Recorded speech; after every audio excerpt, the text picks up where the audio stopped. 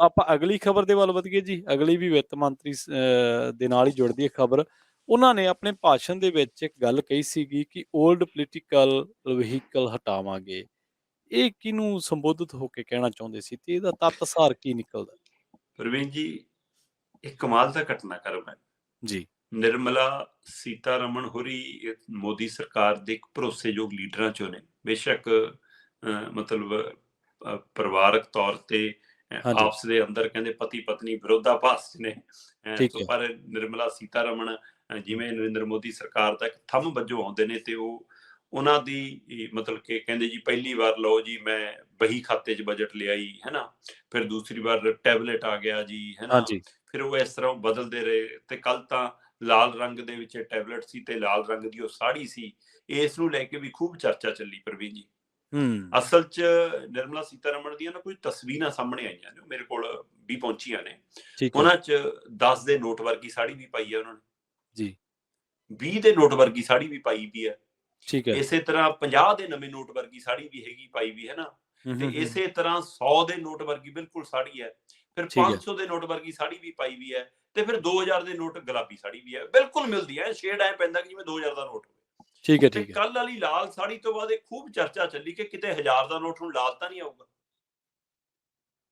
ਤੇ ਉਸੇ ਤਰ੍ਹਾਂ ਆਹ ਬੋਲ ਜਿਹੜੇ ਭਾਸ਼ਣ ਦਿੰਦਿਆਂ ਹੋਇਆਂ ਬੀਬੀ ਨਿਰਮਲਾ ਸੀਤਾਰਮਨ ਨੇ 1 ਘੰਟਾ 28 ਮਿੰਟ ਆਪਣਾ ਸਮਾਂ ਲਿਆ ਬਜਟ ਪੇਸ਼ ਕਰਨ ਨੂੰ, ਤੇ ਇਹ ਹੁਣ ਤੱਕ ਦੇ ਉਹਨਾਂ ਦੇ ਜਿੰਨੇ ਉਹਨਾਂ ਨੇ ਬਜਟ ਪੇਸ਼ ਕੀਤੇ ਉਹਨਾਂ ਤੋਂ ਸਭ ਤੋਂ ਘੱਟ ਸਮਾਂ। ਇੱਕ ਵਾਰ ਉਹਨਾਂ ਨੇ ਸਭ ਤੋਂ ਲੰਮਾ ਬਜਟ ਪੇਸ਼ ਕੀਤਾ ਸੀ, ਮੈਨੂੰ ਲੱਗਦਾ ਲਗਭਗ 3 ਘੰਟਿਆਂ ਦੇ ਆਸ-ਪਾਸ ਚਲਾ ਗਿਆ ਸੀ, ਤੇ ਉਹਦੇ ਦੌਰਾਨ ਉਹਨਾਂ ਨੂੰ ਚੱਕਰ ਵੀ ਆ ਗਿਆ ਸੀ ਤੇ ਆਖਰੀ 2 ਪੰਨੇ ਛੱਡਣੇ ਵੀ ਪੈ ਗਏ ਸੀ।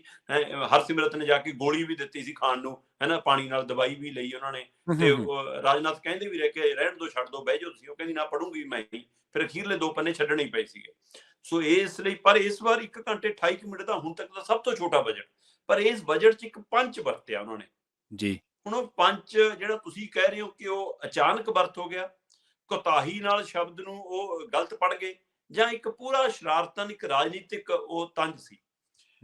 ਜਦੋਂ ਸਕ੍ਰੈਪ ਨੀਤੀ ਦੀ ਗੱਲ ਕਰਦੇ ਜਿਹਦੀ ਗਡਕਰੀ ਹੋਰਾਂ ਨੇ ਜਿਹੜੀ ਪਾਲਿਸੀ ਤੇ ਕੰਮ ਕਰ ਰਹੇ ਨੇ, ਨਿਤਿਨ ਗਡਕਰੀ ਹੈ ਨਾ, ਉਹ ਸਕ੍ਰੈਪ ਪਾਲਿਸੀ ਦਾ ਜਦੋਂ ਜ਼ਿਕਰ ਕਰ ਰਹੇ ਸੀਗੇ ਕਿ 10 ਸਾਲ ਤੋਂ ਬਾਅਦ ਜਿਹੜੇ ਮਤਲਬ ਟਰਾਂਸਪੋਰਟ 'ਚ ਲੱਗੇ ਵਾਹਨ ਉਹ ਹਟਾ ਦਿਓ ਜੀ, 15 ਸਾਲ ਤੋਂ ਬਾਅਦ ਪਬਲਿਕ ਵਾਹਨ ਹਟਾ ਦਿਓ ਜੀ, ਉਹਨਾਂ ਦੀ ਜਦੋਂ ਜ਼ਿਕਰ ਆ ਰਿਹਾ, ਸਕ੍ਰੈਪ ਨੀਤੀ ਦਾ ਜ਼ਿਕਰ ਕਰਦੇ ਹੋਏ ਵਿੱਤ ਮੰਤਰੀ ਨਿਰਮਲਾ ਸੀਤਾਰਮਨ ਨੇ ਕਿਹਾ ਕਿ ਓਲਡ ਪੋਲੀਟੀਕਲ ਵਹੀਕਲਸ ਅਸੀਂ ਹਟਾਵਾਂਗੇ।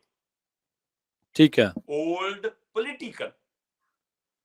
ਤੇ ਜਦੋਂ ਸਾਰੇ ਹੈਰਾਨ ਹੋ ਗਏ ਤੇ ਹਾਸਾ ਰੱਟਾ ਪੈ ਗਿਆ, ਫਿਰ ਕਹਿੰਦੇ ਨਹੀਂ ਸੌਰੀ ਓਲਡ ਪੋਲਿਊਟਡ ਵਹੀਕਲ ਕਹਿਣਾ ਸੀ, ਕਹਿੰਦੀ ਓਲਡ ਪੋਲੀਟੀਕਲ ਨਹੀਂ, ਪੋਲਿਊਟਡ ਵਹੀਕਲ ਹਟਾਵਾਂਗੇ। ਸੋ ਹੁਣ ਘੁਸਰ-ਮੁਸਰ ਐਮਪੀਆਂ 'ਚ ਜਦੇ ਸ਼ੁਰੂ ਹੋ ਗਈ ਕਿ ਓਲਡ ਪੋਲੀਟੀਕਲ ਵਹੀਕਲ ਕਿਹਨੂੰ ਕਿਹਾ, ਪੁਰਾਣਾ ਰਾਜਨੀਤਿਕ ਵਾਹਨ ਕਿਹੜਾ? ਕਾਂਗਰਸ ਮੁਕਤ ਤਾਂ ਕਰ ਲਿਆ ਬੀਜੇਪੀ ਨੇ ਜੀ, ਕਾਂਗਰਸ ਨੂੰ ਤਾਂ ਹਟਾਤਾ।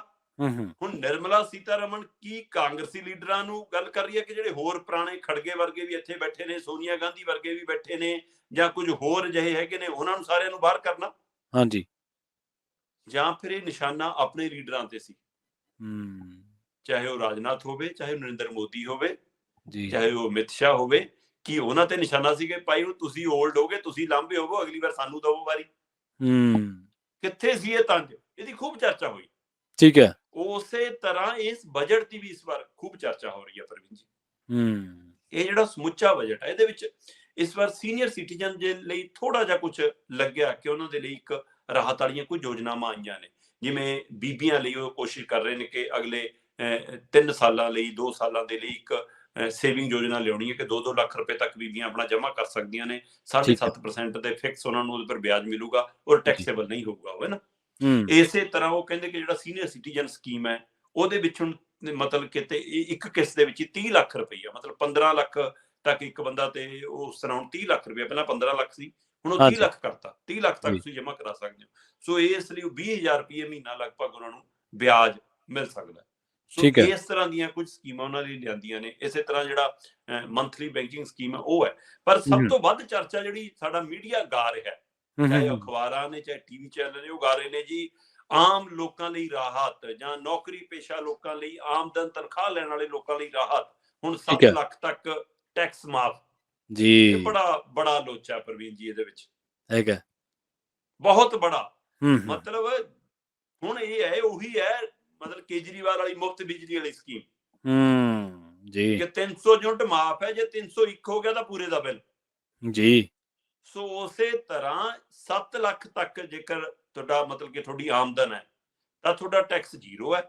ਜੀ। ਜੇ ਤੁਹਾਡੀ ਆਮਦਨ 7 ਲੱਖ ਤੋਂ 1 ਰੁਪਏ ਵੀ ਉੱਪਰ ਹੈ, ਹੂੰ। ਫਿਰ ਤੁਹਾਡਾ ਟੈਕਸ ਲੱਗਣਾ ਪਤਾ ਵੀ ਕਿੱਥੇ ਹੈ? ਹਾਂਜੀ। ਫਿਰ ਉਹ 3 ਲੱਖ ਤੋਂ ਹੀ ਸ਼ੁਰੂ ਹੋ ਜਾਣਾ ਤੁਹਾਡਾ ਟੈਕਸ। ਵਾਹ ਜੀ! ਫਿਰ ਆਹ ਲੋਚਾ ਹੈ, ਮਤਲਬ ਇਹ ਬੜੀ ਕਮਾਲ ਦੀ ਇੱਕ ਖੇਡ ਰਚੀ ਹੈ। ਔਰ ਜਿਹੜੇ ਮਾਹਰ ਨੇ, ਜਿਹੜੇ ਉਹ ਦੱਸਦੇ ਨੇ ਆંકੜੇ, ਉਹ ਕਹਿੰਦੇ ਕਿ ਭਾਈ ਜਿਹੜੀ ਹੁਣ 2 ਤਰ੍ਹਾਂ ਦੀ ਟੈਕਸੇਬਲ ਸਕੀਮ ਹੈ ਨਾ, ਤੁਸੀਂ ਪੁਰਾਣੀ ਦਾ ਵੀ ਰਾਹੀਂ ਭਰ ਸਕਦੇ ਹੋ ਹਾਂਜੀ। ਤੇ ਜਿਹੜੀ ਮੋਦੀ ਨੇ ਨਵੀਂ ਲਿਆਈ ਨੇ ਉਹਦੇ ਵੀ। ਤੇ ਜਿਹੜੀ ਆਹ ਸਕੀਮ ਹੈ, ਇਹਦੇ ਵਿੱਚ ਮਤਲਬ ਕਿ ਜਿਵੇਂ ਜੇ ਤੁਹਾਡਾ 7 ਲੱਖ ਤੱਕ ਚਲਾ ਗਿਆ ਤੁਹਾਡੀ ਆਮਦਨ, ਉਹ ਤੋਂ ਵੱਧ ਜਾਂਦੀ ਹੈ, ਤੇ ਤੁਸੀਂ ਪੁਰਾਣੀ ਸਕੀਮ ਤਹਿਤ ਬੱਚਤ ਯੋਜਨਾ 'ਚ ਰਹਿੰਦੇ ਹੋ ਤਾਂ ਤੁਹਾਨੂੰ ਜ਼ੀਰੋ ਟੈਕਸ ਹੈ, ਕੋਈ ਟੈਕਸ ਦੇਣ ਦੀ ਲੋੜ ਨਹੀਂ ਪੈਣੀ। ਪਰ ਇੱਧਰ ਜੇ 7 ਲੱਖ ਤੋਂ ਉੱਪਰ ਚਲਾ ਗਿਆ ਫਿਰ ਤੁਸੀਂ ਅੱਛਾ। ਟੈਕਸ 'ਚ ਆ ਗਏ। ਮਤਲਬ ਜਿਹੜੀ ਹੂੰ, ਪੁਰਾਣੀ ਸਕੀਮ ਹੈ, ਤੁਸੀਂ ਨਾਲ ਸੇਵਿੰਗ ਵੀ ਕਰਦੇ ਹੋ, 80C ਦੇ ਤਹਿਤ ਵੀ, 80D ਦੇ ਤਹਿਤ ਵੀ, ਤੁਸੀਂ ਇੰਸ਼ੋਰੈਂਸ ਵੀ ਲਈ ਹੈ, ਬੱਚਿਆਂ ਦੀ ਫੀਸ ਵੀ ਹੈ, 1.5 ਲੱਖ ਤੱਕ ਦੀ ਉਹ ਵੀ ਹੈਗੀ ਹੈ, ਤੁਹਾਡਾ ਕੋਈ ਲੋਨ ਹੈ, ਉਹ ਸਾਰਿਆਂ ਤਹਿਤ। ਤੇ ਠੀਕ ਹੈ। ਇੱਥੇ ਕੁੱਲ ਆਮਦਨ ਦਾ ਹੀ ਹੈ, ਉਹ 'ਚੋਂ ਕੀ ਜਾਂਦਾ ਕੀ ਨਹੀਂ। 7 ਲੱਖ ਤੱਕ ਜੇ ਤੁਹਾਡੇ ਕੋਲ ਤੁਸੀਂ ਕਮਾ ਲੇ ਤਾਂ ਟੈਕਸ ਮਾਫ ਹੈ, ਜੇ ਇੱਕ ਵੀ ਉੱਪਰ ਚਲਾ ਗਿਆ ਫਿਰ 3 ਲੱਖ ਤੋਂ 5%, ਫਿਰ ਅੱਗੇ 10%, ਫਿਰ ਅੱਗੇ 15%, ਉਹ ਫਿਰ ਅੱਗੇ ਉਹ ਡਾਟਾ ਹੋਵੇ। ਇਸੇ ਤਰ੍ਹਾਂ 15 ਲੱਖ ਰੁਪਏ ਤੱਕ ਜੇ ਤੁਹਾਡੀ ਆਮਦਨ ਹੈ ਤਾਂ ਜੀ, ਜੀ। ਪੁਰਾਣੀ ਪੈਨਸ਼ਨ ਸਕੀਮ ਦੇ ਤਹਿਤ ਤਾਂ ਤੁਹਾਡਾ 1,24,000 ਰੁਪਇਆ ਟੈਕਸ ਬਣਦਾ। ਹੂੰ, ਤੇ ਜਿਹੜੀ ਨਵੀਂ ਯੋਜਨਾ ਲਿਆਏ ਨੇ ਨਿਰਮਲਾ ਜੀ। ਸੀਤਾਰਮਣ ਮੋਦੀ ਸਰਕਾਰ, ਉਹਦੇ ਰਾਹੀਂ 1,35,000 ਬਣਦਾ। ਠੀਕ ਹੈ। ਸੋ ਇਸ ਲਈ ਬਹੁਤ ਬੜਾ ਲੋਚਾ ਹੈ ਪ੍ਰਵੀਨ ਜੀ। ਹੂੰ, ਸੋ ਇਹ ਇੱਕ ਛਲਾਵਾ ਦਿਖਾਇਆ ਵੀ ਜਾ ਰਿਹਾ, ਹਕੀਕਤ ਦੇ ਵਿੱਚ ਇਹ ਅਜਿਹਾ ਨਹੀਂ ਹੈ। ਸੋ ਇਸ ਲਈ ਕੁੱਲ ਮਿਲਾ ਕੇ ਮਤਲਬ ਇਸ ਬਜਟ ਦੇ ਉੱਤੇ ਹੁਣ ਲੋਕਾਂ ਦੀ ਉਵੇਂ ਨਜ਼ਰ ਨਹੀਂ ਦੀ। ਪ੍ਰਵੀਨ ਜੀ, ਤੁਹਾਡੇ ਛੋਟੇ ਹੁੰਦਿਆਂ ਧਿਆਨ ਹੋਏਗਾ ਕਿ ਹਾਂਜੀ। ਜਦੋਂ ਅੱਗੇ ਬਜਟ ਆਉਂਦਾ ਸੀ ਨਾ ਤਾਂ ਲੋਕ ਰੇਡੀਓ ਨਾਲ ਕੰਨ ਲਾ ਕੇ ਬੈਠੇ ਰਹਿੰਦੇ ਸੀ ਬਿਲਕੁਲ, ਕਿ ਬਿਲਕੁਲ। ਭਾਈ ਫਲਾਣੀਆਂ ਚੀਜ਼ਾਂ ਸਸਤੀਆਂ ਹੋਣੀਆਂ, ਫਲਾਣੀਆਂ ਚੀਜ਼ਾਂ ਮਹਿੰਗੀਆਂ ਹੋਣੀਆਂ, ਆਹ ਚੀਜ਼ ਤੇ ਹੂੰ, ਟੈਕਸ ਲੱਗਦਾ ਕਿ ਨਹੀਂ ਲੱਗਦਾ। ਹੁਣ ਜੀ, ਤਾਂ ਇਹ ਡਰਾਮਾ ਹੈ। ਜਦ ਤੋਂ ਜੀ, ਜੀ। GST 'ਚ ਆ ਗਿਆ ਤਾਂ ਨਿਤ ਦਿਨ ਰੇਟ ਵੱਧਦੇ ਨੇ, ਚਾਹੇ ਉਹ ਗੈਸ ਹੂੰ, ਦੇ, ਚਾਹੇ ਪੈਟਰੋਲ ਦੇ, ਚਾਹੇ ਚੀਜ਼ਾਂ ਦੇ, ਚਾਹੇ ਰਾਸ਼ਨ ਦੇ, ਚਾਹੇ ਹੂੰ। ਕਾਰਾਂ ਦੇ, ਕਾਰਾਂ ਕੰਪਨੀਆਂ, ਗੱਡੀਆਂ, ਸਕੂਟਰ, ਮੋਟਰਸਾਈਕਲ, ਨਿਤ ਦਿਨ ਇਸ ਤਰੀਕ ਤੋਂ ਪ੍ਰਾਪਰਟੀ ਦੇ। ਸੋ ਫਿਰ ਅ ਬਜਟ ਨਾਲ ਕੀ ਰਹਿ ਗਿਆ? ਅਗਲੇ ਦਿਨ ਲੋਕ ਨਾ ਅਖਬਾਰ ਦੇ ਵਿੱਚ ਪੜ੍ਹਦੇ ਰਹੇ, ਆਹ ਸਸਤਾ ਤੇ ਆਹ ਮਹਿੰਗਾ। ਹਾਂ, ਹੁਣ ਹਾਂ, ਉਹ ਨਹੀਂ ਰਿਹਾ ਅਸਰ।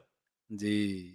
GST ਦੇ ਆਉਣ ਤੋਂ ਬਾਅਦ ਬਿਲਕੁਲ ਇਹ ਖਤਮ ਹੋ ਗਿਆ, ਔਰ ਹੂੰ, ਕੰਪਨੀਆਂ ਦੀ ਖੁਦ ਮੁਖਤਿਆਰੀ ਤੋਂ ਬਾਅਦ ਬਿਲਕੁਲ ਇਹ ਖਤਮ ਹੋ ਗਿਆ। ਸਾਲ 'ਚ 2500 ਵਾਰ ਤਾਂ ਚੀਜ਼ ਦਾ ਰੇਟ ਵੱਧਦਾ, ਰੇਟ ਵੱਧਦਾ ਹੈ, ਬਿਲਕੁਲ ਫਿਰ ਸਹੀ। ਉਹਦਾ ਬਜਟ ਨਾਲ ਕੀ ਸੰਬੰਧ ਰਹਿ ਗਿਆ?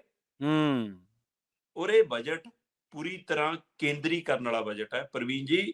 ਸੂਬਿਆਂ ਨੂੰ ਪਤਾ ਵੀ ਕੀ ਹਦਾਇਤ ਕੀਤੀ ਹੈ ਹੂੰ। ਕਿ ਤੁਹਾਡਾ ਜਿਹੜਾ ਲੋਨ ਖੜਾ ਹੈ ਨਾ, ਉਹ ਸਾਡੇ ਤੋਂ ਕਰਜ਼ਾ ਲੈ ਕੇ ਲਾ ਲਓ, ਠੀਕ ਹੈ।